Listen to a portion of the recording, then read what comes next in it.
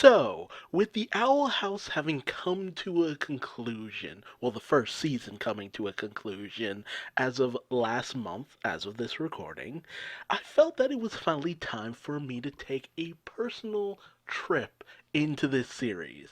As while DuckTales has been scratching my itch for adventure, I need that itch for weirdness to finally be scratched. That weird itch I should probably have a doctor look at. So, Dana Terrence's Owl House. Let us begin.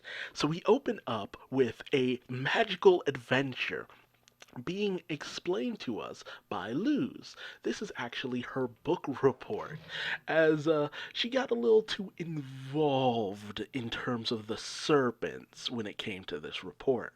And her mother is kind of chastising her a bit, as it's just like, hey, you've been doing this a lot. You've been having a lot of issues where you've caused mass pandemonium with your overactive imagination, such as when she tried out for Romeo and Juliet and it got kind of gruesome, or when she made a baby griffin and it spiders. Oh, kill it. Just burn the place down. Burn this place down. So, unfortunately, with this, Luz's mom decides that it might be time to send her to a summer camp that'll basically knock the weirdness out of her for the most part. So Luz has no choice but to put away all of her weird fantasy stuff, as it's not really netting her any actual friends. So she throws her The Good Witch Azura book into the trash, but as soon as her mom leaves, she immediately goes searching for it, only to find that it's been taken by a small little owl, who leads Luz on a wild chase to this mysterious and decrepit looking house out in the woods that has this eerie glow when Luz goes in. And Luz finds herself transported to this weird storeroom. A weird storeroom where she finds that the owl was not an owl at all, but the figurehead of a staff for Edna, the owl lady. And I gotta tell you, I love Edna. Edda. I want to say Edna for some reason, like Edna Mode from The Incredibles, but it's Edda. Edda the Owl Lady, who has a love for all things weird, especially from the human world, as she tries to sell it. But other things, like books, she uses for kindling. So Luz has to go in and try her best to save her favorite book from ending up as kindling, only for Edda to seal off the passageway home from Luz. And as Luz makes her escape outside, she finds that she's not quite at the home she thought she was originally in, as she's confronted by Edda, who actually tries to sell her stuff. She is in the business of selling human collectibles to poor schmutz who don't know what they are. However, Luz takes this opportunity to actually show her the actual applications for a lot of the wares that she has, actually turning on one of the TVs and getting a whole bunch of people looking to buy. As Edda and Luz introduce each themselves to each other, as Edda feels that Luz might help make her a whole buttload of money. But unfortunately, Edda is wanted for a whole buttload of money, and the palace guard comes looking for her. But Edda manages to knock him on his butt, and she packs everything up and makes an escape with Luz, reciting that Luz might just help her make a whole bunch of money. So Edda introduces Luz, as they make their escape, to the Boiling Isles, a place where all fantasy in the human world originates from. Every tales of griffins and fairies and this, that, and the other, and giraffes, freaking weirdos, all come from the Boiling Isles, or this world that they're in, basically. And, Edda is basically kind of wants to use Luz's abilities in order to kind of accomplish a specific goal. As Edda shows Luz to her house, the Owl House, a place where it uses to hide out and is on the run basically from the law.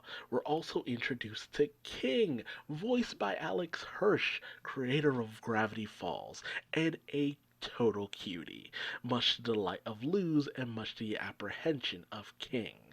But, while King isn't too keen on being called cute, Edda smooths things over by saying that they will use Luz in order to get what they're after.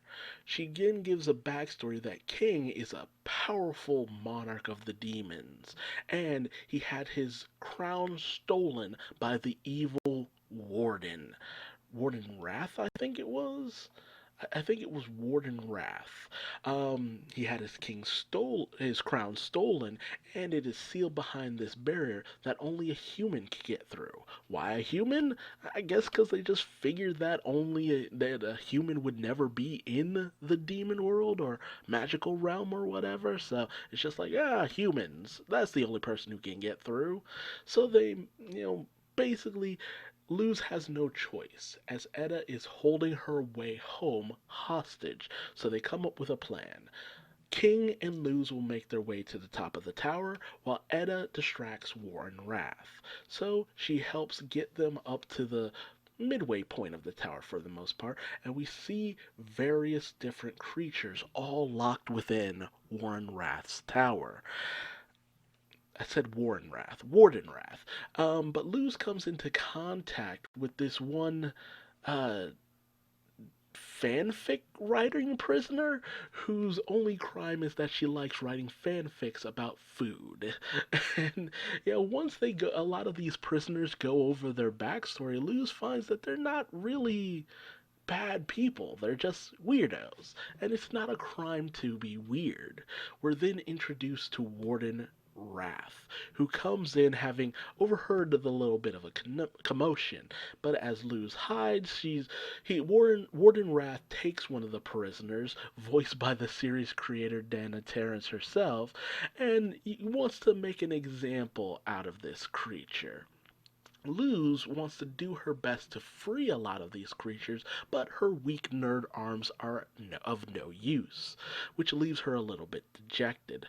As Edda makes her way back to Luz, since the creature is being tortured by Warden Wrath, he's plenty distracted already. So they make their way into the contraband section and come upon the force field that Luz easily makes her way through and finds King's crown, only for it to be essentially a Burger King, well, here Burger Queen, but a Burger King paper crown. As it turns out, it's just so, it makes King happy. That's basically it. It's not a crown of power, it's just something that makes him happy to wear. And while Luz is kind of questioning this, and it's just like, well, look, it's special to him, so it's special to me. She cares about King and would do anything to help her little buddy out. And I'm just like, I'm so touched. You know, Edda looks like a character that I used to watch a lot in a series called Tenchi Muyo, and I need to look up if this is intentional, but she has the look down and she has the sweeter inner nature down as well, and I really do love this. Like, Edda would make a great companion to Stan Pines to a certain degree, just because of the swindling personality but the deep down heart of gold. Unfortunately, they end up being confronted by Warden Wrath, who cuts off Edda's head, which would be super gruesome if not for the fact that Edda treats it as a minor inconvenience. So Edda's immortal, apparently? Maybe? Question mark? And so he takes the crown, crushes it, and he reveals that this has all been in a bid to date Edda. He's been after her for the longest time. He put out this bounty for her. I guess, I'm assuming that's what the bounty is all about. But he wants to become one of the most powerful power couples in the Boiling Isles. And while he's distracted trying to get Edda's to go out with him, Luz manages to knock him out with Edda's staff. They try to make this grand escape. We have this great just animated moment where the warden uses his powers to chase after him. I think these certain moments in this series are animated, I think, by Spencer Wan, who worked on Boruto as well as the Castlevania Netflix series. Because these certain moments are animated really well, like certain fight scenes. This moment with Warden Wrath, the fight between Edda and Warden Wrath, and some running animations for Edda. They're just phenomenally well done. Like there's a lot of weight and just such great fluid movement behind the characters.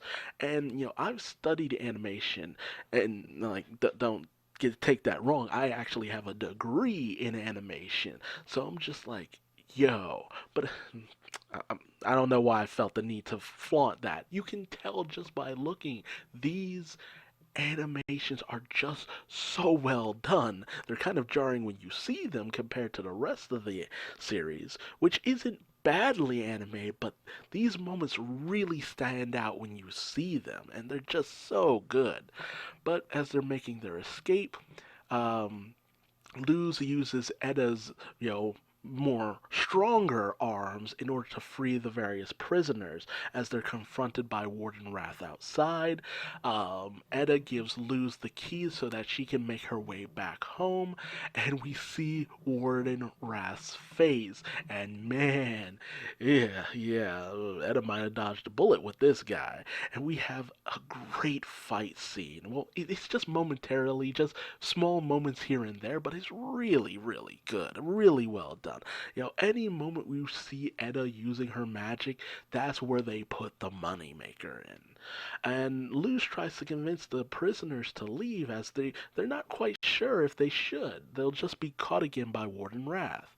They're just a bunch of freaks and losers, but Luz sees a lot of herself in them and says that it's not wrong to be a freak, it's not wrong to be a weirdo. Rise up and be who you're supposed to be, and she rallies them together. And as Edda gets overpowered by Warden Wrath, in comes the various prisoners to help take him down.